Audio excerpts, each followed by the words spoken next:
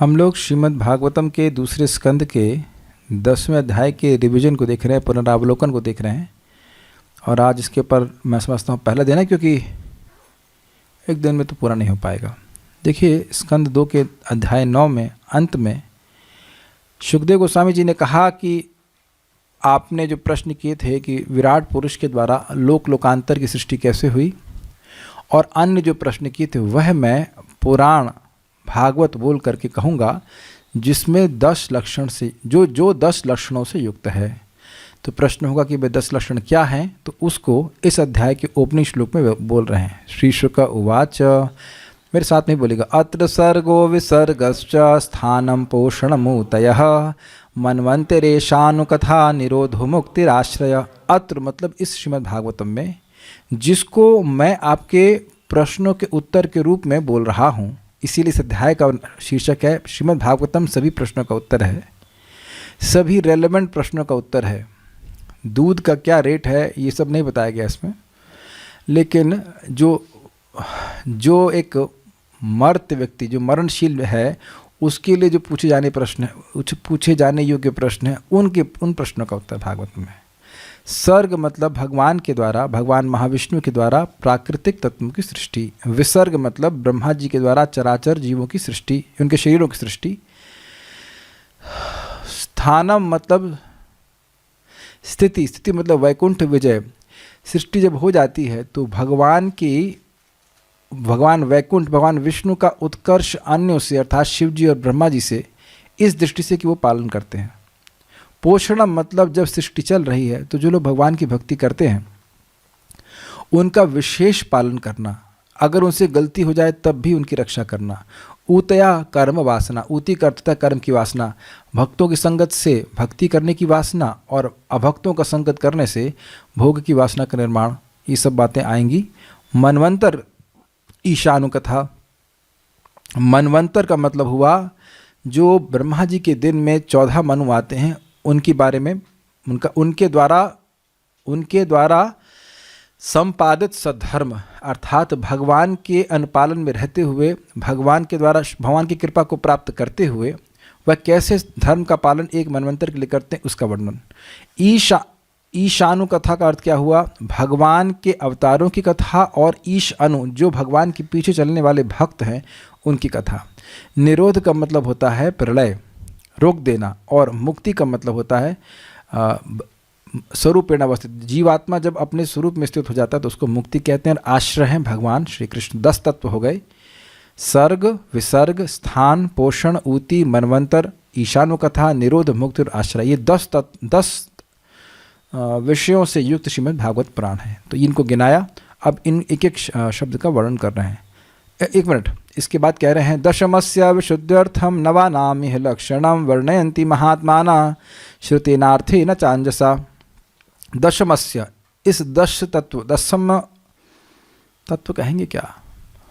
हाँ, 10 तत्वों का वर्णन है। तो 10 तत्व अर्थात आश्रय तत्व का के विशुद्धि अर्थम, आश्रय तत्व को इन 9 तत्वों से अलग दिखाने के लिए, विशिष्ट रूप से प्रतिपादित करने के लिए, नवानाम यह लक्षणम, 9 जो तत्व हैं उनके लक्षणों को इस भागवत में बताया गया। यह मतलब इस भागवत में बताया गया है। वर्णयंती महात्माना, जो महान पुरुष हैं, जैसे विदुर जी, मैत्री जी, इसका वर्णन करते हैं। श्रुता जैसे सुना जाता है, अर्थेना चांजसा, अर्थेना का क्या अर्थ लिखा है? कथा के द्वारा, अंजसा मतलब साक्षात प्रमाण के द्वारा। इन 3 चीज़ों के द्वारा इन 10 तत्वों का वर्तन, 10वें तत्व को इन 9 से अलग करने के लिए अलग अलग प्रकार से वर्णन महात्मा जन करते हैं। अब यहाँ पे सर्ग आदि के डेफिनेशन दे रहे हैं। भूत मातेन्द्रिय धियाम जन्म सर्ग उदाहृतः ब्रह्मणो गुण वैषम्याद विसर्गः पौरुष स्मृतः। भूत यानी पंच महाभूत, मात्रा मतलब तन्मात्रा, इंद्रिय मतलब कर्मेंद्रिय ज्ञानेन्द्रिय, धिया मतलब बुद्धि, इनके जन्म को सर्ग उदाहृत अर्थात कहा जाता है। इनका जन्म कहाँ से होता है? भगवान विष्णु, महाविष्णु के द्वारा होता है। ब्रह्मणों गुण वैषम्याद, गुणों के वैषम्य से। ब्राह्मण का अर्थ क्या लिया गया? प्रपात ने क्या लिया है? देखो मेरा फोन। ब्राह्मण का अर्थ यहाँ पे ब्रह्मा जी नहीं। हाँ, तो गुणों की वैषम्यता से ब्राह्मण अर्थात भगवान महाविष्णु इन चीज़ों की सृष्टि करते हैं। प्रधान में गुणों का साम्यता होती है, जब गुणों की वैषम्यता होती है महाविष्णु के दृष्टिपात से, तो इन सब चीज़ों की सृष्टि होती है। महतत्व महतत्व से, अहंकार अहंकार से, पंच महाभूत, तन्मात्रा, इंद्रिय और बुद्धि इत्यादि होती है। ठीक है। विसर्ग पौरुष स्मृत। विसर्ग पौरुष का अर्थ क्या लिया गया था? हाँ, लेकिन यहाँ पौरुष का अर्थ लिया गया था जो हम स्मरण से कह रहे हैं, ब्रह्मा जी का कार्य। वहाँ पे पौरुष का अर्थ लिया गया था ब्रह्मा जी के जो विशिष्ट कार्य हैं उसके द्वारा जगत की जितने भी जीव आत्माएँ हैं, जिनकी सृष्टि, जिनकी ब्रह्मांड की सृष्टि के बाद ब्रह्मा जी के द्वारा जो सृष्टि होती है उसको विसर्ग कहते हैं। स्थिति क्या होती है? जिस शब्द को स्थान कहा गया था उसी को यहाँ स्थिति कह रहे हैं। स्थितिर्वैकुंठ विजय पोषणम तदनुग्रह मन्वंतराणि सद्धर्मा ऊतयः कर्म वासना। स्थान जिसको कहा गया था प्रथम श्लोक में, उसी को यहाँ स्थिति कह रहे हैं। स्थिति मतलब पालन के समय में वैकुंठ विजय, भगवान विष्णु की शिव जी और ब्रह्मा जी से विजय अर्थात उत्कर्ष दिखाया जा रहा है, क्योंकि वो पालन कर रहे हैं। पालन वो लोग नहीं कर पा रहे हैं, पालन कर रहे हैं भगवान विष्णु। दूसरा अर्थ लिया गया था कि इस जगत में सब कुछ प्रलय को प्राप्त हो रहा है, फिर भी भगवान इसका पालन कर रहे हैं, तो ये भगवान की प्रलय के ऊपर विजय है, इसलिए कह रहे हैं वैकुंठ विजय। स्थिति वैकुंठ विजय, भगवान विष्णु की इस निरंतर प्रलय को प्राप्त होने वाली प्रकृति को भी मर्यादा में रखने का जो शक्ति है, ये उनकी विजय है उसके ऊपर। पोषणम तत् अनुग्रह, पोषण का अर्थ है भगवान का अनुग्रह अपने भक्तों के ऊपर, यद्यपि भक्त कुछ गलती भी क्यों ना कर दें। मनवंतराणि सद्धर्म, मनवंतर का मतलब मनवंतरों में जो सद्धर्म का पालन मनु आदि के द्वारा होता है उसको मनवंतर का कहा जाता है। और ऊतयः कर्म वासना, ऊति का अर्थ होता है कर्मों की इच्छा। कोई कहेंगे आज तो व्याख्या नहीं कर रहे हैं, आज का दिन व्याख्या के लिए है ही नहीं। जो लोग नियमित रूप से सुन रहे हैं वो जानते हैं इस बात को, कुछ नए लोग हो सकता है कि ये क्लास की क्या शैली है, ओवरव्यू है, हेलीकॉप्टर से दिखा रहे हैं श्लोकों को, समझ में आया? नीचे जाकर के तृणमूल में जाएंगे तो आपको फिर टीकाएं समझनी होंगी। आज बहुत जल्दी जल्दी क्लास होएगा। इससे रिकैप, अवतारानुचरितम हरिश्चास्यानुवर्तिनां पुंसाम ईशकतः प्रोक्ता नानाख्यानोपबृंहिता। अवतारों के, भगवान हरि के अवतारों के चरित्र को, अस्य अनुवर्ति नाम, और जो उनके अनुवर्ती अर्थात उनके भक्तों को, पुंसाम ईश कथा प्रोक्ता, उसको ईश कथा कहा जाता है। नानाख्यान उपबृंहिता, जो कि नाना आख्यानों से, उपबृंहिता मतलब भरा हुआ है, उपबृंहिता का मतलब होता है फिल्ड विद। ठीक है, ईश कथा का मतलब हो गया भगवान के अवतारों की कथा और उनके अनुगामी भगवान के भक्तों की कथा। निरोधस्यानुशयनम आत्मनः सह शक्तिभिः मुक्तिर्हित्वान्यथा रूपम स्वरूपेण व्यवस्थिति। निरोध का अर्थ है अस्य अनुशयनम, इन भगवान का अनुशयन, और आत्मनः सह शक्तिभिः, यानी कि अपनी सभी शक्तियों के साथ भगवान जब शयन करते हैं तो जीवात्मा भी जब उनमें शयन करता है तो उसको निरोध यानी प्रलय कहते हैं। महाविष्णु जब चले जाते हैं सोने के लिए, इसका मतलब क्या है? अब उनकी सृष्टि करने की इच्छा नहीं है, ये अर्थ है। सोते तो हमेशा ही रहते हैं लेकिन अब उनकी सृष्टि करने की इच्छा नहीं है, तो उनके संग अब जीवात्मा भी शयन करने चले जाते हैं, उसको प्रलय कहा जाता है। मुक्तिर हित्वा अन्यथा रूपम स्वरूपेण अवस्थिति। मुक्ति का अर्थ है अन्यथा रूप, जो हम ये अन्यथा रूप मान लिए हैं कि मैं ये देह हूँ, मैं पुरुष हूँ, मैं स्त्री हूँ, मैं हिंदुस्तानी हूँ, मैं पाकिस्तानी हूँ, मैं जो कुछ भी हूँ, इससे इन सारे रूपों को, इन सारे कंसेप्शन को त्याग कर स्वरूपेण व्यवस्थिति, व्यक्ति जीवात्मा अपने स्वरूप में अच्छे से स्थित हो जाए कि मैं कृष्ण का दास हूँ, एकमात्र मेरा कार्य है कृष्ण की सेवा करना। थोड़ा सा चल दे दीजिए। भक्तों की सेवा करना, भगवान की सेवा करना, यही मेरा स्वरूप है। अगर इसमें व्यक्ति स्थित हो गया तो उसे मुक्ति कहते हैं। आप आज ही मुक्त हो सकते हैं, हम आज ही मुक्त हो सकते हैं अगर बस केवल ये स्वीकार कर लें कि हम कृष्ण की ही सेवा करेंगे। सेवा का प्रारूप अलग हो सकता है, लेकिन सेव्य भगवान कृष्ण रहेंगे। Thank you Prabhu. Is it okay? मन से, वचन से, कर्म से अगर हम भगवान की सेवा कर रहे हैं तो हम लोग मुक्त हैं, अपने स्वरूप में स्थित हैं।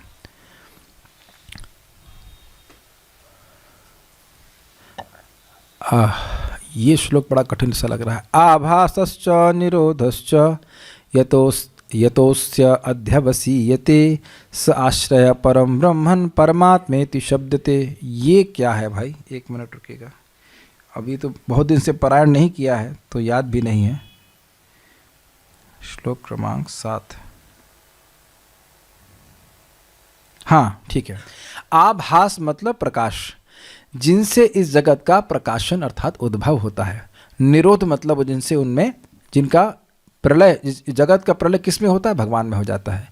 यह तो अध्यवसीयते, अध्यवसीयते का अर्थ क्या लिया गया है भाई?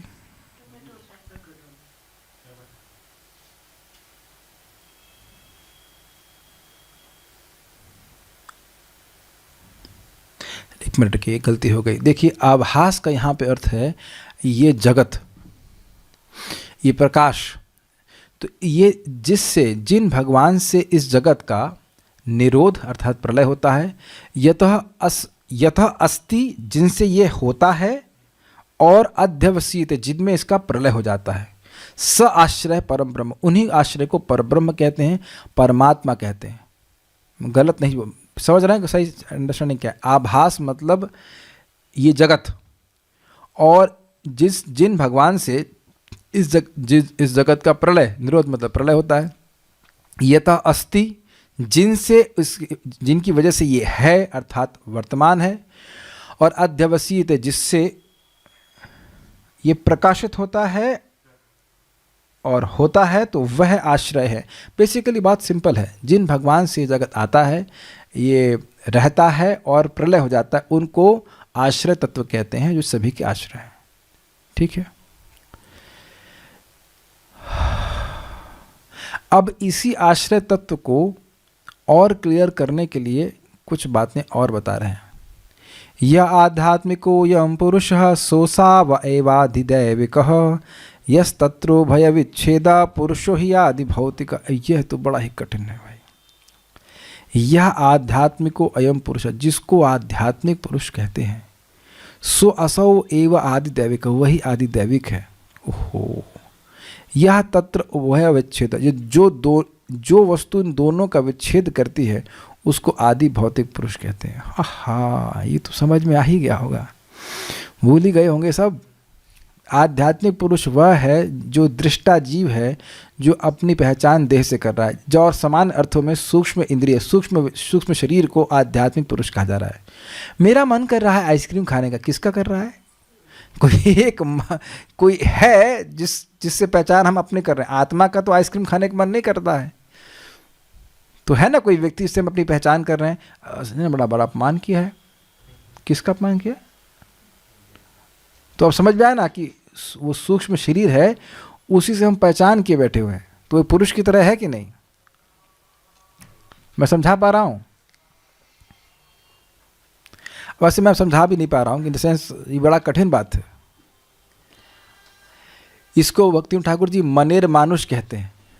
हमारा मन है, उसको वो एक व्यक्ति की तरह हम उससे पहचान करने लग जाते हैं। हमको ये सब्जी अच्छी लगती, किसको अच्छी लगती? किसको अच्छी लगती? मन को। लेकिन हम क्या बोल रहे हैं? हमको अच्छी लगती। तो उस ऐसे बिल्कुल मान लो जैसे वो व्यक्ति ही हो गया ना। अब यहाँ सब बातें समझाने में थोड़ी कठिनाई होगी, क्योंकि सब बहुत ज़्यादा विषय चर्चा किया गया था। ये एक झटके में तो हम नहीं समझा पाएंगे, लेकिन इतना बात समझाई गई थी कि वह देह अभिमानी जीव, या देह का अभिमान, जो जीव का अभिमान है कि मैं ये देह हूँ, इस और समान शब्दों में सूक्ष्म शरीर। और आदि दैविक क्या है? वह देवताओं का अंश जो हमारी इंद्रियों को नियमित करता है, वो देवताओं का अंश, उसे आदिदेव कहते हैं। और इन दोनों को अलग करने वाला है ये देह, भौतिक देह। ये दिख रहा है ना, इसको भी तो हम माने बैठे हैं कि हम ये हैं। तो ये भी एक पुरुष जैसा दिख रहा है कि नहीं? ये भी एक व्यक्ति दिख रहा है, देह। तो ये आदि भौतिक देह है, जिसके द्वारा से आदि दैविक देवता, सूक्ष्म शरीर, इन तीनों की एक त्रिपुटी, ट्रायंगल बन रहा है। अगर सूक्ष्म इंद्रिय ना हो तो कंट्रोल किसको करेगा वो? अगर देवता ना हो तो सूक्ष्म इंद्रियां और स्थूल शरीर भी कार्य नहीं करेगा, और स्थूल शरीर हो ही नहीं तो सूक्ष्म इंद्रिय को लेकर करेगा क्या देवता? हाँ, किस पे कार्य करेगा? तो तीनों की आपस में इंटरडिपेंडेंस है, परस्पर सापेक्षता है।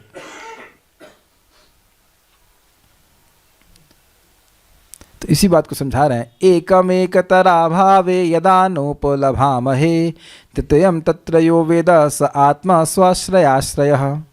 अब इनके बारे में क्या कह रहे हैं? 9वां श्लोक देखा जाए भाई। एकम एक अतरा भावे, एक वस्तु जैसे मान लीजिए कहा जाए कि अधिदैविक, तो उसको गायब कर देंगे तो आदि भौतिक और आदि दैविक की आध्यात्मिक सत्ता नहीं रहेगी। आध्यात्मिक गायब कर देंगे तो आदिदैविक और आदि भौतिक की सत्ता नहीं रहेगी। तो ये कह रहे हैं कि एकम एक अतरा भावे यदा न उपलभामहे, अगर इनमें से एक को गायब कर देंगे तो अन्य की सत्ता भी नहीं रहेगी। तृतीयम तत्र यो वेदा, जो इन तीनों को जानने वाला है, स आत्मा स्वश्राशय।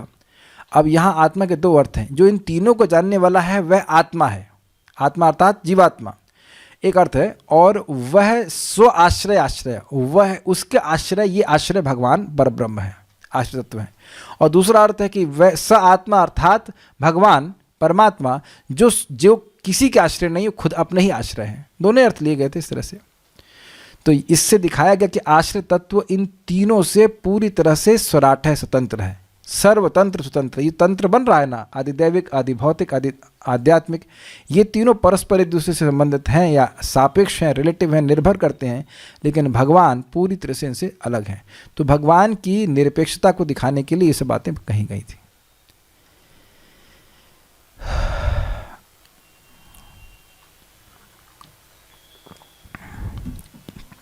अब ये 10वां श्लोक क्यों कह रहे हैं? एक बात तो यहाँ पे बड़ा स्पष्ट है कि ये सर्ग का निरूपण हो रहा है। पुरुषो अंडम विनिर्भिद्या यदा सौ स विनिर्गतः आत्मनो यनमन्विच्छन् अपोस्राक्षित शुचि शुचि। पुरुषो अंडम विनिर्भिद्या, पुरुष मतलब महाविष्णु ने अंडम विनिर्भिद्या, ब्रह्मांडों को अब से अपने से अलग करके, यदा सौ स विनिर्गतः, और उसमें प्रवेश करके, आत्मनो अयनम अन्विच्छा, उनकी इच्छा हुई कि मेरा अयन होना, स्थान होना चाहिए। अन्विच्छन मतलब इच्छा करे, हमारा स्थान होना चाहिए। तो अपो साक्षात शुचि शुचि, उन्होंने ब्रह्मांड के अंदर प्रवेश करके उसमें जल भर दिया, पवित्र जल भर दिया। तास्वासी स्वसृष्टासु सहस्रम परिवत्सरान तेन नारायणो नामा यद आपः पुरुषोद्भवः।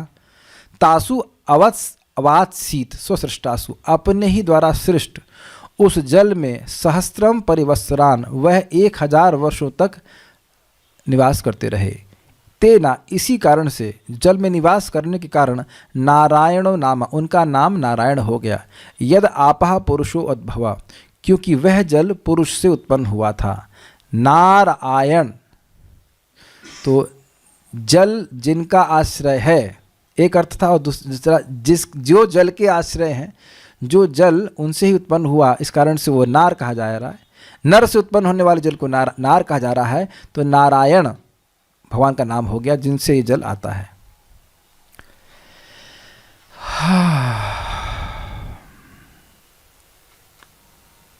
अब यहाँ बता रहे हैं कि भगवान के अनुग्रह से ही सारी वस्तुओं की सत्ता निर्भर करती है। द्रव्यम कर्म च कालश्च स्वभावो जीव एव च यदनुग्रहतः सन्ति न सन्ति यदुपेक्षया। द्रव्यम वस्तुएं, पंचमहाभूत, कर्म काल समय, स्वभाव अर्थात जीवों का विशेष बद्ध प्रकृति, जिसके अनुसार वो विशिष्ट भोग वासना से युक्त रहते हैं, और जीवात्मा, ये सब यदु अनुग्रहतः संति, उनके अनुग्रह से ही होते हैं। होते हैं का क्या मतलब है? होते हैं का अर्थ है कि उनके अनुग्रह से वे कार्य करते हैं। यही बात हम एक बात को समझा रहे थे कि जो कार्य एक व्यक्ति के लिए बहुत आसान है वह दूसरे व्यक्ति के लिए बहुत कठिन है। इससे हम सब लोगों को समझना चाहिए कि हम सभी लोग कुछ भी कर पा रहे हैं तो भगवान की इच्छा शक्ति, भगवान की इच्छा के द्वारा ही कर पा रहे हैं। नहीं तो देखने में दो लोग बराबर लगते हैं, वो दूसरा व्यक्ति कार्य कर ही नहीं पाता है, इच्छा भी नहीं होती है। न संति यदुपेक्षा, यदि भगवान उपेक्षा कर दें तो हम में से कोई भी व्यक्ति कुछ भी कार्य करने में समर्थ नहीं होगा। कभी हमको अहंकार नहीं होना चाहिए कि हम कुछ कर सकते हैं, भगवान के अनुग्रह से हम कुछ कर पा रहे हैं। अब आगे की कहानी सुनिए। यो एको नानात्वम अन्विच्छन् योगतल्पात् समुत्थितः वीर्यम हिरण्यमयम देवो मायया विस्तृत था। अब जो प्रश्न किया गया था परीक्षित महाराज के द्वारा कि विराट पुरुष से लोक लोकांतर की सृष्टि कैसे होती है, उसको वर्णन कर रहे हैं यहाँ पे। एक भगवान एक थे, लेकिन नानात्वम अन्विच्छन्, वह विभिन्न रूपों में होने की इच्छा की। अन्विच्छन् का मतलब होता है इच्छा की। योग तल्प का मतलब होता है योग शैया से समुत्थितः, भगवान उठे। और वीर्यम हिरण्यमयम देव्यो, वीर्य मतलब उनकी शक्ति। वीर का अर्थ क्या लिया गया था भाई?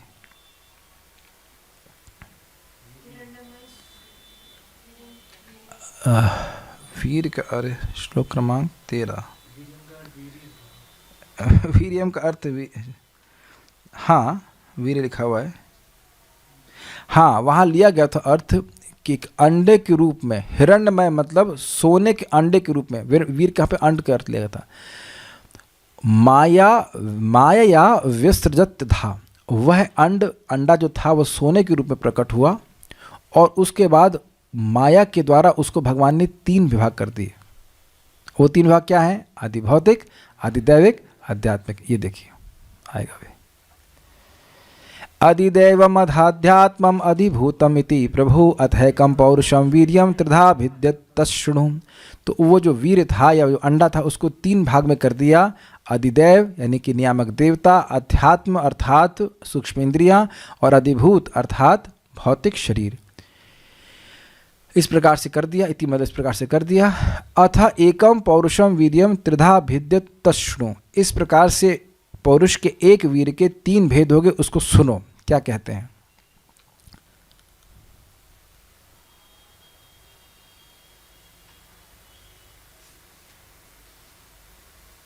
ठीक है, ये इधर था। अब इसके बाद क्या कह रहे हैं?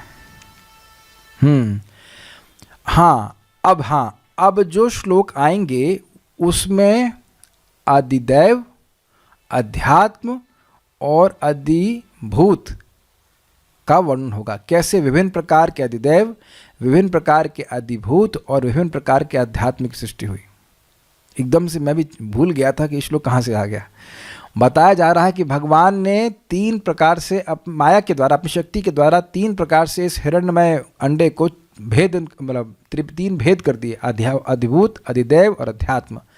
आपने पूछा था कि विराट पुरुष से लोकांतर की सृष्टि कैसे हुई, तो कह रहे हैं कि भाई 3 भाग में कर दिया, अधिदैव, अधिभूत और अध्यात्म। तो अब उसका विभाजन कैसे कैसे किया भगवान ने, यह बता रहे हैं। अंतः शरीर आकाशात पुरुषश्च विचेष्टितः ओजसहो बलम यज्ञे ततः प्राणो महान असु। भगवान के अंतः शरीर में जो आकाश था उससे पुरुषस्थ विचेष्ट था, उन पुरुष की विचेष्टा, कार्य करने की इच्छा हुई। तो उससे क्या प्रकट हो गए? ओजह। ओज का अर्थ क्या लिया गया बताइए? ओज का मतलब इंद्रियों का बल, सह मतलब मन का बल, और बल मतलब शरीर का बल, यज्ञ मतलब प्रकट हुआ। ततः प्राण, और उसके बाद प्राण अर्थात प्राण महान असु, यह सूत्र तत्व उत्पन्न हुआ जो कि सारे शरीरों को धारण करने की प्राण शक्ति है। इसमें किसी को याद है कि अध्यात्म क्या है? हम आगे पढ़ते हैं, हमको नहीं पता, हम भूल गए। हम भी भूल गए क्या। ठीक, आगे वाला देखते हैं। अनुप्राणंति यह देखिए भाई, हम टीका में तो पढ़ा चुके हैं, तो हम ब्रह्मा तो है नहीं। इनके आप लोगों को डाउट है कि हम सब याद रखेंगे। ऐसे श्लोक बड़े कठिन थे, उस वक्त समझ लिया तो समझ लिया, अब दोबारा टीका देख के पढ़ाना पड़ेगा। गलत बताने से अच्छा है कि चुप रहें, जिसको सुनना होगा वो जाके रिकॉर्डिंग सुन लेगा, है ना। मुझे सुनना होगा तो मैं भी सुन लूँगा, कोई दिक्कत नहीं है। तो इसलिए भूल गया तो छोड़ दे रहा हूँ, आगे जो याद आएगा वो बोल दूंगा। अनुप्राणन्ति यम प्राणः प्राणंतम सर्वजंतुषु अपानंतम अपानंति नर देवम इवानुगः। तो इसके बारे में बता रहे हैं कि प्राण है क्या। अनुप्राणन्ति यम प्राणः, जिस मुख्य प्राण अर्थात सूत्र तत्व के द्वारा सभी प्राण अनुप्राणित होते हैं, यानी कि जीवन के सिम्टम्स हैं, प्रपात कह रहे हैं, वह प्रकट होते हैं। प्राणंतम सर्व जंतुषु, सभी जंतुओं को, सभी जीवों को वह प्राणंतम अर्थात जीवन प्रदान करते हैं। उसके बाद क्या कह रहे हैं? अपानंतम अपानंती नर देवम इवानुगा, जब यह प्राण रुक जाते हैं तो यह सभी लोग मर जाते हैं, जैसे राजा के पीछे सारे उसके अनुचर चलते हैं। आगे बढ़ते हैं, अब थोड़ा क्लियर समझ में आएगा। प्राणिनाक क्षिप्ता शत्रुड अंतरा जायते विभो पिपासतो जक्षतश्च प्रांगमुखम निरभिद्यत। उस प्राण के कारण प्राणे न आक्षिप्ता, जब प्राण व्यथित हुए तो शुत और तृण, शुत मतलब भूख और तृण मतलब प्यास, अंतरा जायते विभो, उन भगवान के उन विराट पुरुष के अंदर में प्राणों के डिस्टर्ब होने से भूख और प्यास उत्पन्न हो गई। तो भूख और प्यास हो गई इंद्रिय विषय। पिपासतः जक्षतः, पिपासा मतलब प्यास, प्यास की इच्छा, और जक्षतः मतलब खाने की इच्छा, प्यास की इच्छा नहीं, प्यास बुझाने की इच्छा, और जक्षतः मतलब खाने की इच्छा उत्पन्न हो गई। और प्रांग मुखम निर्भिद्यता, और उसके बाद सबसे पहले उनका मुख प्रकट हो गया। मुखतस्तालु निर्भिन्नम जिह्वा तत्रोपजायते ततो नाना रसो यज्ञे जिह्व्या योधिगम्यते। मुख और तालु निर्भिन्न, निर्भिन्नम मतलब प्रकट हुए, है ना, उत्पन्न हुए। जिह्वा तत्रोपजायते, उसके बाद जिह्वा वहाँ पे उत्पन्न हो गई, तो जिह्वा उत्पन्न हो गए। ततः नाना रसो यज्ञ, उसके बाद नाना प्रकार के रस प्रकट हुए जो कि उनके अधिभूत हो गए, जो उनके इंद्रिय विषय हैं, इंद्रिय विषयों को अधिभूत कहा जाएगा। जिह्वायो अधिगम्यते, जो जिह्वा के द्वारा प्राप्ति की जाते हैं। मैं केवल अनुवाद कर रहा हूँ, डिटेल पढ़ने के लिए आपको टीका पढ़ना पड़ेगा। खाली बात जनरली रिवाइज की जा रही कैसे विराट पुरुष के द्वारा विभिन्न शरीर, विभिन्न प्रकार के अधिदैव अध्यात्म अधिभूत प्रकट हुए। विवक्षोर्मुख तो भूमनो वह निर्वाग व्याहृतम तयो जले चैतस्य सुचिरम निरोधः समजायत। विवक्षा, विवक्षा का मतलब हुआ जब उनको बोलने की इच्छा हुई तो मुखता उनका मुख प्रकट हुआ। भूमना मतलब महान विराट पुरुष का मुख प्रकट हो गया। वहनिर वाग व्याहृतम तयो, वहनी मतलब अग्नि, वाग मतलब वाणी, व्याहृतम तयो यानी कि अग्नि यानी कि वाणी के नियामक देवता, और वाणी, वाग मतलब वाणी, और व्याहृतम मतलब विभिन्न प्रकार की जो बातें बोली जाती हैं वह सब प्रकट हो गए जो इन दोनों के अधीन रहती हैं, यानी कि देवता, नियामक देवता अग्नि और इंद्रिय, बोलने की इंद्रिय के अंतर्गत रहती हैं। मुझे पता है ऊपर से जा रहा है, क्या करूं बताइए। अब दोबारा टीका तो नहीं पढ़ा सकता, क्या करा जाए। अब इसका रिवाइजन किया भी जाए या नहीं किया जाए हमको नहीं पता, लेकिन हम कर्तव्य बुद्धि से शुरू कर दे रहे हैं भाई। ये सब कब हुआ? जले च एतस्य सुचिरम निरोध समझायता। बहुत समय तक भगवान चुप बैठे रहे थे जल में, तो अब जब उनकी बोलने की इच्छा हुई तो बेसिकली जब बोलने की इच्छा हुई तो अग्नि और बोलने की इंद्रिया और बोलने का विषय यानी वाणी वह सब प्रकट हो गया। अब तो समझ में आ रहा है, इजी। नेक्स्ट, अब वह कुछ सूंघना चाहते हैं। नासिके निरभिद्येतां दोधूयति न भस्वती तत्र वायुर्गंधवहो घ्राणो नसि जिजिक्षुतः। अब यह क्या कह रहे हैं? नासिके, नासिका मतलब दोनों नथुने प्रकट हो गए। दोधूयति न भस्वती, दोधूयति मतलब होता है उसमें से हवा बहुत तीव्रता से प्रवाहित हो रही थी, और नभस्वती का मतलब हवा, श्वास ऐसे करके बहने लगी। तत्र वायुर गंधवह, वहाँ पर वायु और गंधवह मतलब गंध का वहन करने वाली जो देवता है, यही कहना अर्थ होगा, तो वह प्रकट हुए। और घ्राणो नसी जिक्षतः, जब सूंघने की उनकी इच्छा हुई तो इस प्रकार से उनकी नाक प्रकट हो गई। नसी का घ्राण का मतलब है घ्राणेन्द्रिय प्रकट हो गई।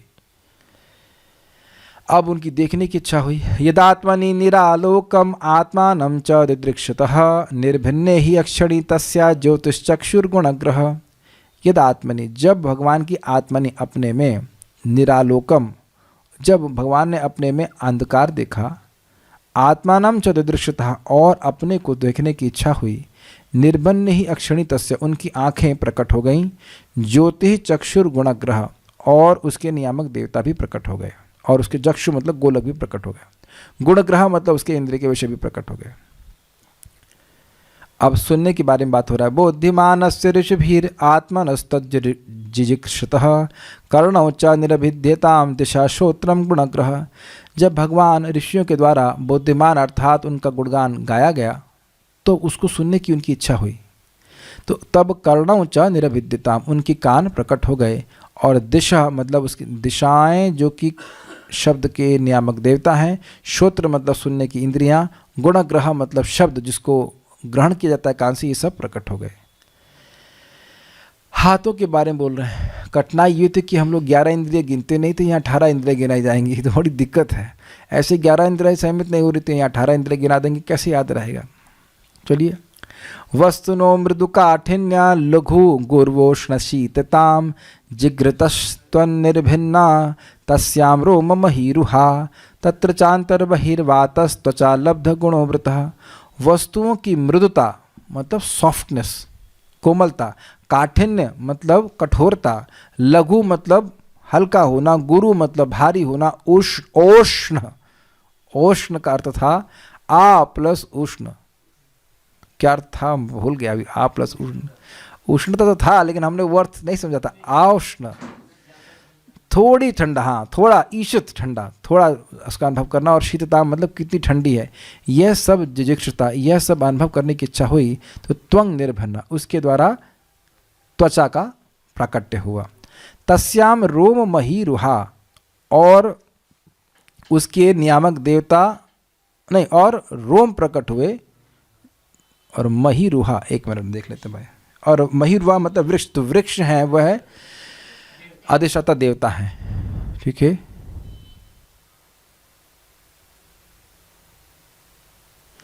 और तत्र चांतर बहिर्वातस, उसके अंदर और बाहर जो वाणी वायु बह रही है। त्वचा लब्ध गुणोवृता, और त्वचा भी प्रकट हुई। लब्ध गुणोवृता मतलब उसके गुणों को ग्रहण करने वाला। रुकिए भाई देख लेते हैं इसका। हाँ, त्वचा लब्ध गुणोवृता, उनके जो स्पर्श इंद्रियों का विषय है वह प्रकट हो गया। भाई हमें समझाने में कठिनाई हो रही कि ये सब चीज़ें बड़ी कठिन थी समझने के लिए। इसको जब तक एक एक श्लोक को आप अन्वय करके नहीं समझेंगे तो कठिन होगा। बस इतना समझ लीजिए कि त्वचा प्रकट हो गई, ठीक है। आगे बढ़ते हैं। अब हाथ प्रकट हो रहे हैं। हस्तौ रुरुहतस्तस्य नाना कर्म चिकीर्षया तयोस्तु बलवान इंद्र आदानम उभयाश्रयम। हस्तौ रुरुहतुस तस्य, रुरुहतस का क्या मतलब हुआ भाई? हाँ, हाथ प्रकट हो गए उनके, यानी कि विराट पुरुष के, जब नाना कर्म चिकीर्षा, जब विभिन्न प्रकार के कर्मों की इच्छा करने की उनकी इच्छा हुई, ठीक है। तयोस्तु बलवान इंद्र आदानम उभयाश्रम, और बलवान इंद्र देवता प्रकट हुए। और आदानम उभयाश्रम का मतलब क्या हुआ? आदान का मतलब होता है हाथ के कार्य, आदान का मतलब आदान प्रदान कहते हैं ना, लेना। तो लेना, जो ग्रहण करने की शक्ति है वह भी प्रकट हो गई। तो ग्रहण करने की जो कार्य है, ये शक्ति है, वह उसका इंद्रिय विषय होगी। हाथ का कार्य ग्रहण करना। इसीलिए जब पुस्तक वितरण किया जाता है तो लोग पकड़ाते हैं पुस्तक, क्योंकि हाथों की एक अपनी इंट्यूटिव कार्य है कि कुछ दिया जाएगा तो पकड़ लेगा उसको। आपसे वो बात कर रहा है, वो किताब देख भी नहीं रहा होता है, लेकिन किताब को स्पर्श कर लेता है। ये हाथों की प्रवृत्ति होती है कुछ पकड़ना।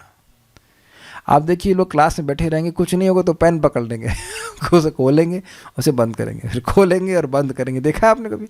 हाथों कुछ काम चाहिए रहता है।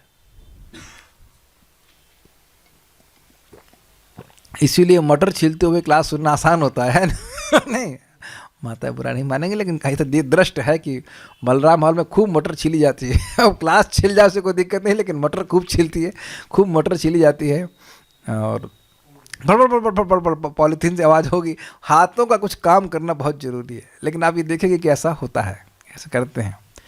वैसे ये आप अपने जीवन में देखते हैं, कुछ करना जरूरी है हाथों से।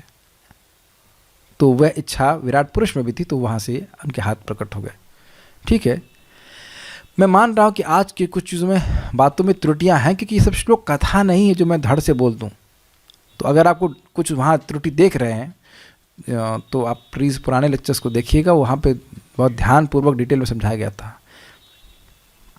गतिम जिगीषितः पादौ रुरुहाते भी कामिकाम पदभ्याम यज्ञ स्वयं हव्यम कर्म भी क्रियते इंद्रिभिः। गतिम जिगीषितः, जब जाने की जिगीषितः अर्थात इच्छा हुई, तो पादौ रुरुहाते, दोनों पांव प्रकट हो गए।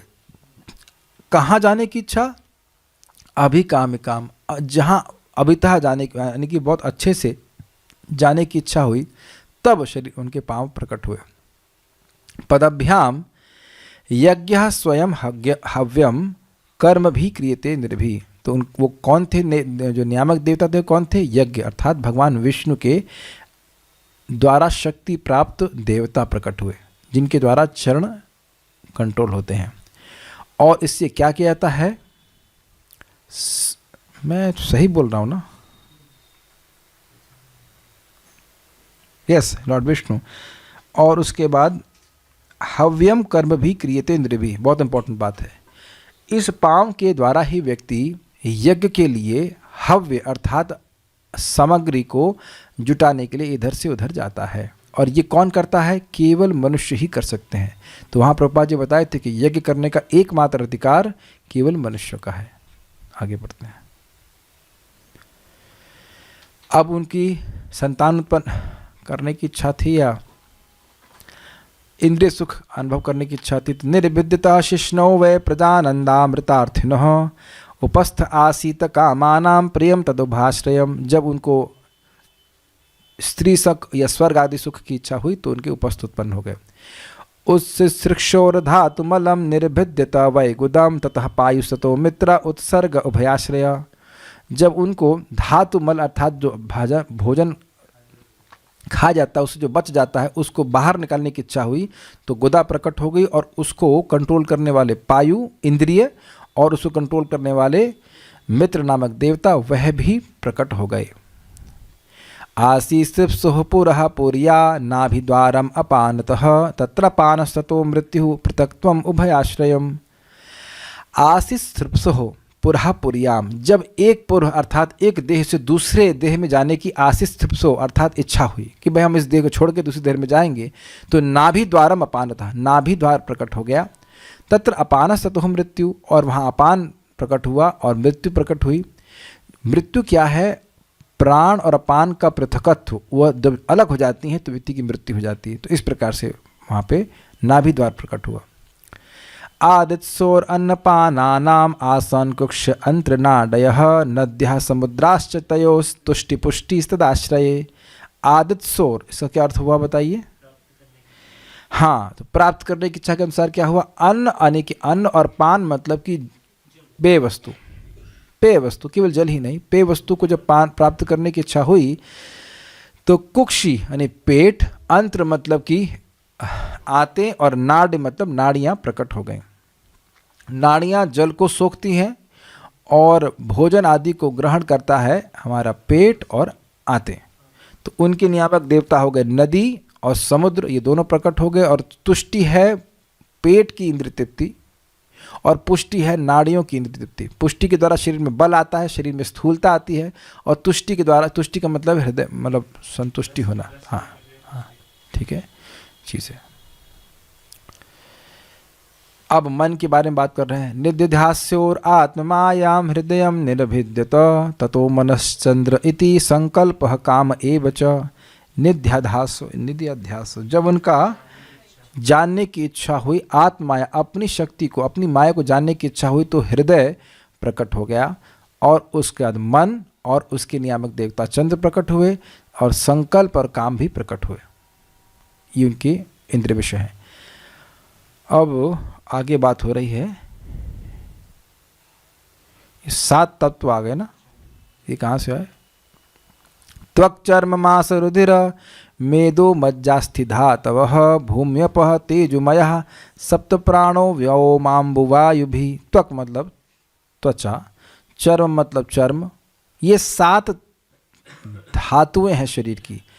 त्वचा, चर्म, मांस, रुधिर मतलब खून, मेद मतलब मेद मतलब चर्बी है ना, मज्जा, मज्जा मतलब वो हड्डियों के बीच वाला जो होता है उसको मज्जा कहते हैं। बायोलॉजी पढ़े होंगे, मज्जा इसी कहते हैं भाई।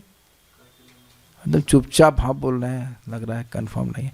जो भी होता, अस्थि मतलब हड्डियाँ और धातु, ये सब ये प्रकार की 7 धातुएं होती हैं। गिन लो भाई, त्वक, चर्म, मांस, रुधिर, मेद, मज्जा, अस्थि, 7 धातुएं हैं। तो ये, हाँ, ये 7 धातुएं किससे बनी है? भूमि, अप मतलब जल, और तेज मतलब अग्नि से। ये सप्त बने। उसके बाद कह रहे हैं कि प्राण किससे बने हैं? व्योम अर्थात आकाश, अम्बु मतलब जल, व्योम मतलब आकाश, अंबु मतलब जल, और वायु मतलब वायु से। तो ये इस प्रकार से वर्णन हुआ। तो प्रश्न होगा कि क्या आकाश और वायु त्वक आदि में नहीं होते? तो क्योंकि वह उनको बनाने वाले कारण नहीं होते, इसलिए उनको नहीं रखा गया है। नहीं तो आकाश और वायु भी चर्म में, मांस में रहते हैं, लेकिन उनको बनाते नहीं है, ये बात बोली गई थी। तो इस प्रकार से इनका भी निर्माण हो गया। उसके बाद कह रहे हैं गुणात्मकानि इंद्रियाणि भूतादि प्रभवा गुणा मनः सर्वविकारात्मा बुद्धिर्विज्ञान रूपिणी। इसका लिंक क्या है जरा देखना पड़ेगा इसका। एक मिनट रुकिए।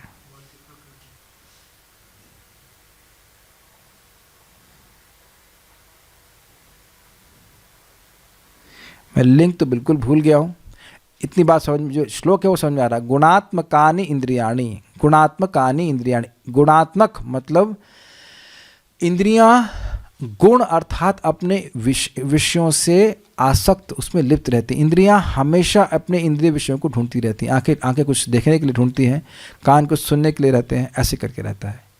भूतादि प्रभवा गुणा, भूतादि का मतलब था अहंकार। अहंकार से ही गुणा अर्थात इंद्रिय विषय प्रकट होते हैं। मनः सर्व विकारात्मा, मन ही सारे विकारों का स्वरूप है। बुद्धि विज्ञान रूपिणी, और बुद्धि डिस्क्रिमिनेशन का कार्य करती है कि ये चीज़ सही है या गलत है। मन में विकार आते रहते हैं, ये अच्छा है, ये बुरा है, ये अच्छा है, बुरा, लेकिन ये इसको लेना है, इसको नहीं लेना है। लेकिन बुद्धि जो है विज्ञान रूपिणी, अर्थात वह डिस्क्रिमिनेशन करती है कि भाई ये चीज़ सही है कि नहीं है। उसके बाद कह रहे हैं कि ये सब हमने आपको बताया विराट पुरुष से कैसे लोक लोकांतर की सृष्टि हुई। एतद् भगवतो रूपम स्थूलम ते व्याहृतम मया महीयादिभिश्च आवरणैर अष्टभिर बहिरावृतम। इस प्रकार से भगवान के स्थूल रूप को मेरे द्वारा आपको कहा गया, जो कि मही आदि भी यानी कि पृथ्वी आदि के द्वारा जो आवरण है उससे वो ढका हुआ है। आप जानते हैं ब्रह्मांड को ही विराट पुरुष के रूप में सोचा जा रहा है। विराट पुरुष को व्यक्ति नहीं है, एक कल्पना की जा रही है कि ये जो जितने भी 14 भुवन हैं वह विराट पुरुष के विभिन्न अंग हैं। तो अब अगर ये कहा जाए तो ये सारे 14 भुवन जो हैं घिरे किससे हैं? वो तो पृथ्वी तत्व से घिरे हैं कि नहीं, पहला आवरण, उसके बाद जल, उसके बाद वायु, उसके बाद अग्नि, उसके बाद वायु, उसके बाद आकाश, उसके बाद और ऐसे मिला करके 8 तत्व, मन बुद्धि अहंकार, ऐसे करके 8 आवरणों से ये विराट पुरुष ढका हुआ है। इसीलिए कह रहे अष्टभीर बहिरावृतम, 8 आवरणों से बाह्य रूप से ढका हुआ है। ये क्लियर समझ में आ गया? ठीक है। तो ये भगवान के स्थूल रूप का वर्णन किया गया। ओहो, हमको समझ नहीं आ रहा है कि अब तक सब लोग भागे क्यों नहीं। इतना पेशेंस है आप लोग के साथ? अरे आने तो दीजिए। अतः परम सूक्ष्मतमम अव्यक्तम निर्विशेषणम अनादि मध्य निधनम नित्यवांग मनसः परम। तो जिस प्रकार से यहाँ पे स्थूल रूप की धारणा की जाती है, मैंने बताया, उसी प्रकार से सूक्ष्म रूप की धारणा भी की जाती है। विराट पुरुष के सूक्ष्म रूप की धारणा की जाती है। अतः परम सूक्ष्मतमम, जो श्रीधर स्वामी अर्थ लेते मैं उसके हिसाब से बता रहा हूँ कि इससे परे भी एक सूक्ष्म रूप की धारणा है जो अव्यक्त है, अर्थात इंद्रियों के सामने व्यक्त नहीं है। निर्विशेष मतलब उसका कोई विशेष रूप नहीं है। अनादि मध्य निधनम, न तो उसकी कोई शुरुआत है, न उसका मध्य है, और ना ही कभी उसका अंत होता है, यानी शाश्वत है। और नित्यम मतलब शाश्वत है। वांग मनसः परम, वाणी और मन के परे है, ऐसी धारणा भी करते हैं लोग। लेकिन ये दोनों ही रूप भगवान के दिव्य रूप नहीं है। इसीलिए कह रहे हैं अमुनि भगवद रूपे माया ते ही अनुवर्णित, सॉरी, अमुनि भगवते रूपे, अमुनि भगवद रूपे मया ते ही अनुवर्णिते उभे अपि न गृह्णन्ति माया सृष्टि विपश्चितः। बहुत अच्छी बात है। अमुनि भगवत रूपे, ये दोनों स्थूल और सूक्ष्म रूप भगवान के मया ते ही अनुवर्णित, जो मेरे द्वारा आपको अनुवर्णित किए गए हैं। उभे अपि न गृह्णन्ति, उन दोनों को ही नहीं ग्रहण किया जाता है। माया सृष्टि, क्योंकि वे मायिक सृष्टि हैं। विपश्चितः अर्थात भगवान के भक्तों के द्वारा जो वास्तविक रूप से भगवान के तत्व को समझने में समर्थ है। मुझे लगता है कि आज ही हो जाना चाहिए पूरा।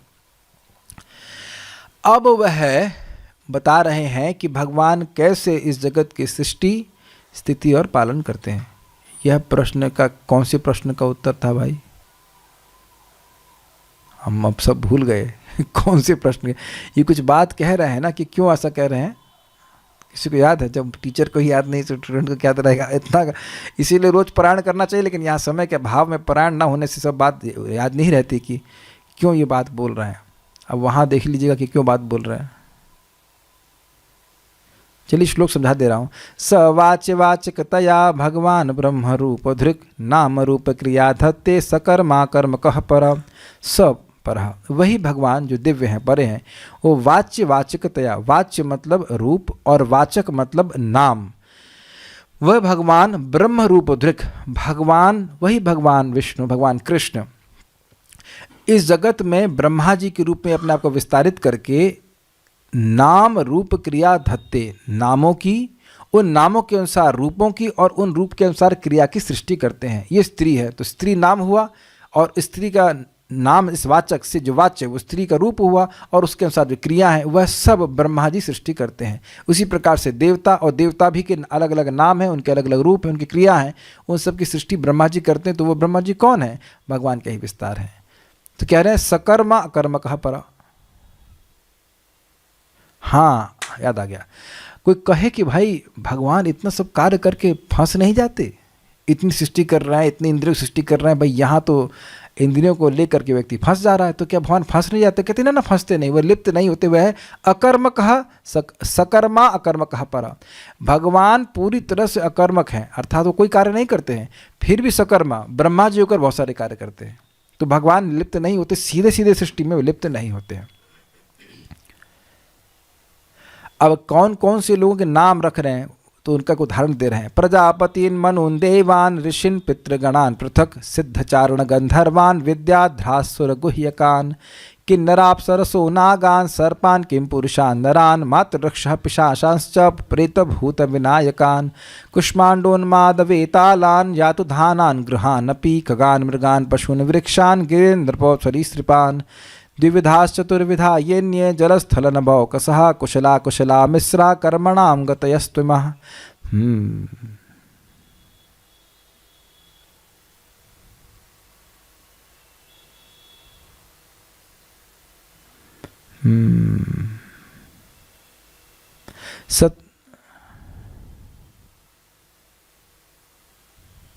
नहीं, यहां तक पढ़ाता हूं, देखिए।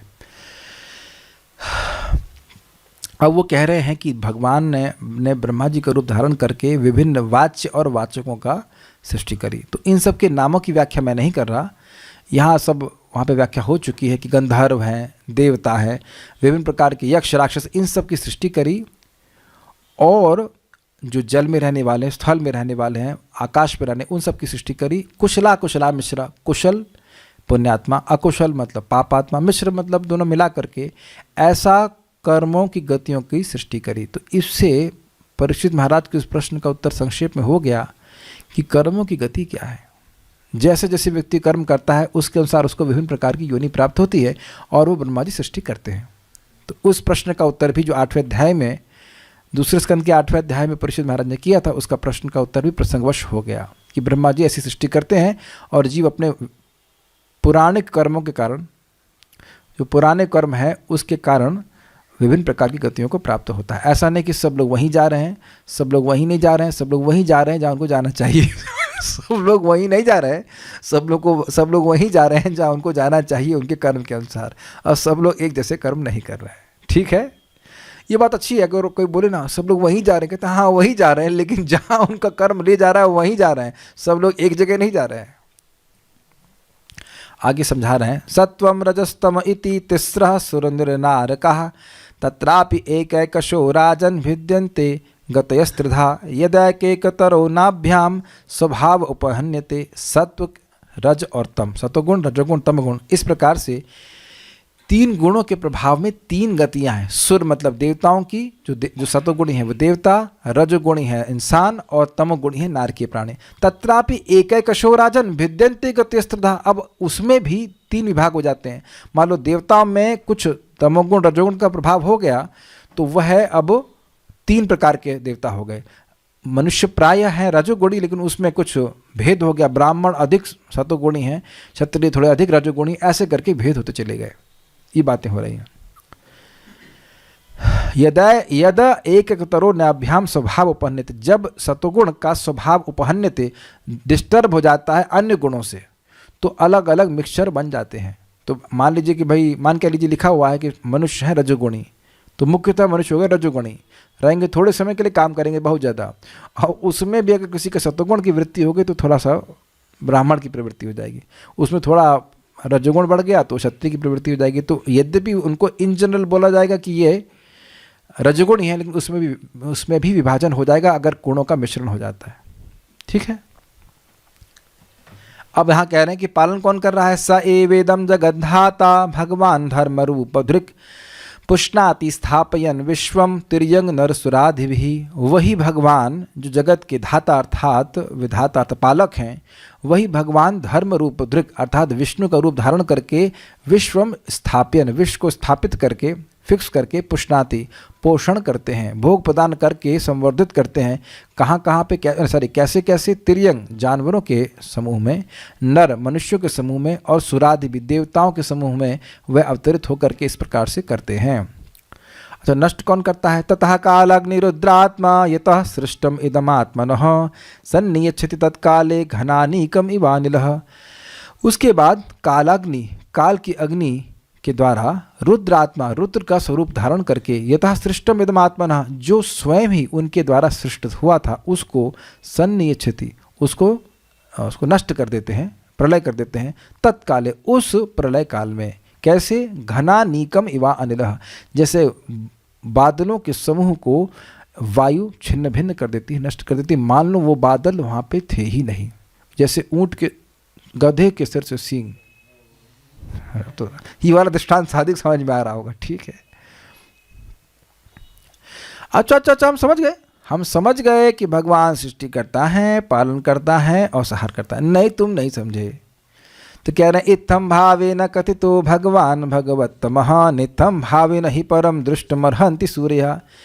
इत्थम भावेन कथित, इस प्रकार से, इस भाव के द्वारा इस तरह से कहा जाता है भगवान भगवत्तमा मतलब महान लोगों के द्वारा, तत्वज्ञानियों के द्वारा भगवान का वर्णन किया जाता है सृष्टिकर्ता, पालनकर्ता और संहारकर्ता के रूप में। न इत्थम भावेन ही परम, लेकिन परम सूर्य जो महान भक्त हैं न इत्थम भावेन दृष्टमर्हन्ति, वह केवल इस प्रकार से भगवान को देखने के योग्य नहीं है कि भगवान सृष्टि करता है, पालन करता है, संहार करता है। अभी तो भगवान तो दिव्य लीलाएं करते हैं, वह इस प्रकार से भगवान की दिव्य लीलाओं में, जो भगवान की अंतरंग लीला है उसमें अधिक रुचि रखते हैं।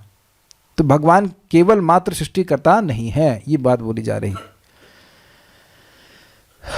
आपको कहे भाई भगवान सृष्टिकर्ता क्यों नहीं, तो बताया जा रहा है। तो कह रहे नहीं, नास्य कर्माणि जन्मादौ परस्यानुविधीयते कर्तृत्व प्रतिषेधार्थम माया आरोपितम हि तत् न अस्य कर्मणि जन्मादौ। भगवान के ये सब सृष्टि के जो जन्म, पालन और संहार है, ये सब भगवान के डायरेक्ट कर्म नहीं है।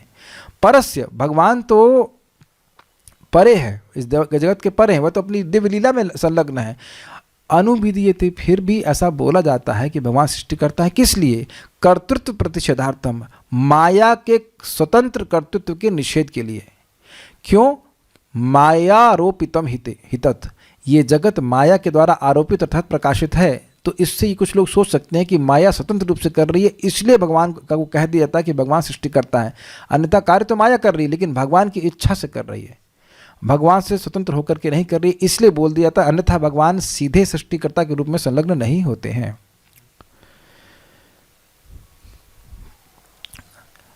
अब वो कह रहे हैं अयम तु ब्रह्मणः कल्पः सविकल्पः उदाहृतः विधि साधारणो यत्र सर्गः प्राकृत वैकृतः।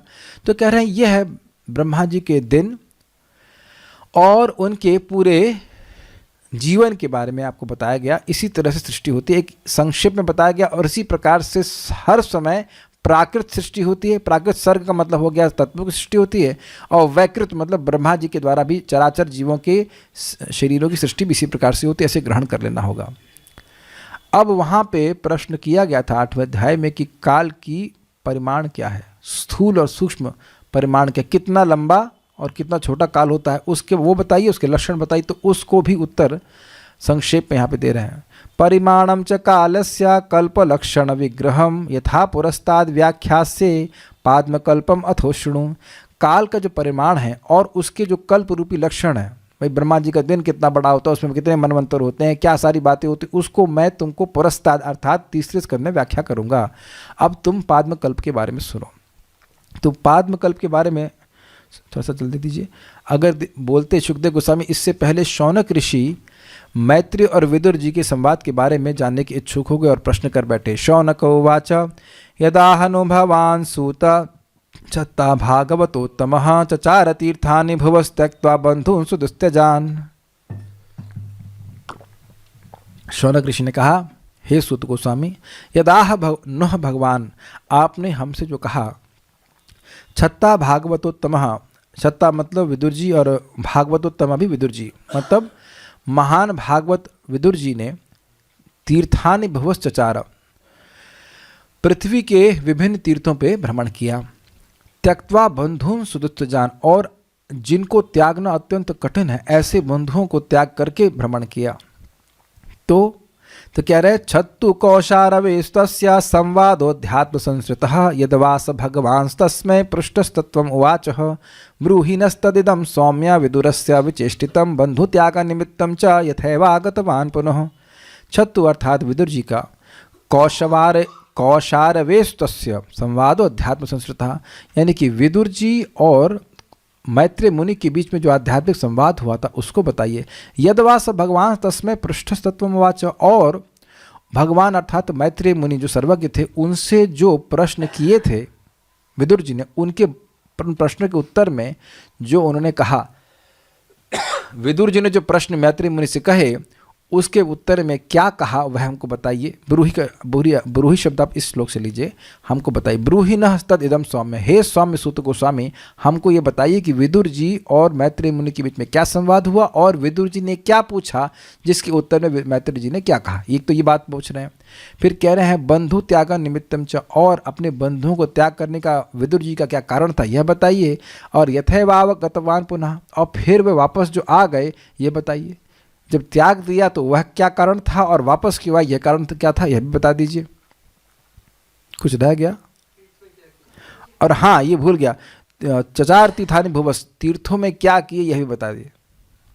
तीर्थों का भ्रमण तो किए, तो किन किन तीर्थों में भ्रमण किए और क्या क्या किए यह भी बता दीजिए। छूट गया था ये बात, याद है आपको? गुड। अब सूत गोस्वामी जी कह रहे हैं, सूत वाचा राज्ञा परीक्षिता पृष्ठो यद अवोचन महामुनि तद्वो अभिधास्ये शृणुता राज्ञा प्रश्नानुसारतः।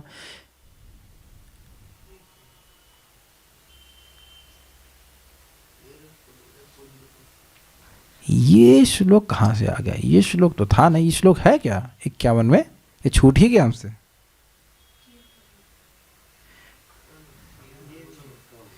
ये कहाँ से जोड़ दिया गया भाई?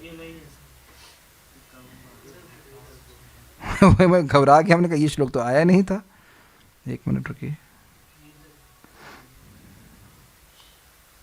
गलती हो गई क्या? नहीं, ये श्लोक कहीं जो बनाने वाले थे अपने मन से कुछ जोड़ दी। अरे श्लोक तो है, यच्च वदंत निमिषा मृषभानुवृत्त्या दूरे यमा हि परिणः स्पृणहीयशीला भर्तुर्मिथा सुयशसः कथनानुरागा वैक्लव्य बाष्पकलया। ये कहाँ से आ गया है? ये अपने मन से जोड़ दिए। तो खैर श्लोक यहीं तक था भाई, तो हमारे लिए आउट ऑफ सिलेबस हो गया। पारायण नहीं किए तो ध्यान ही नहीं दिए। हो सकता पहली बार जब पारायण किए होंगे तो कर भी दिए होंगे, तब तो पढ़े नहीं थे। बहुत बड़ी गलती है भाई। चलिए, सूत गोस्वामी ने कहा राज्ञा परीक्षितः पृष्ठो यद अवोचन महामुनि। देखिए, जैसे आपने मुझसे प्रश्न किए हैं शौनक ऋषि विदुर और मैत्रेय के संवाद के बारे में, इसी प्रकार से परीक्षित महाराज ने महामुनि सुखदेव गोस्वामी से प्रश्न किए थे।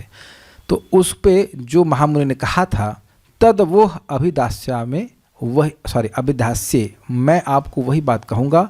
शुणता, उसे सुनिए। राज्ञा प्रश्न अनुसारता, राजा के प्रश्नों के अनुसार जो सुखदेव गोस्वामी ने कहा था। तो भगवान की कृपा से आज ये रिवीजन भी हो ही गया और कल से भगवान ने चाहा तो हम तीसरा स्कंद शुरू करेंगे। श्रीमद् भागवतम की जय, श्रील प्रभुपाद की जय, निताई गौर प्रेमानंदे।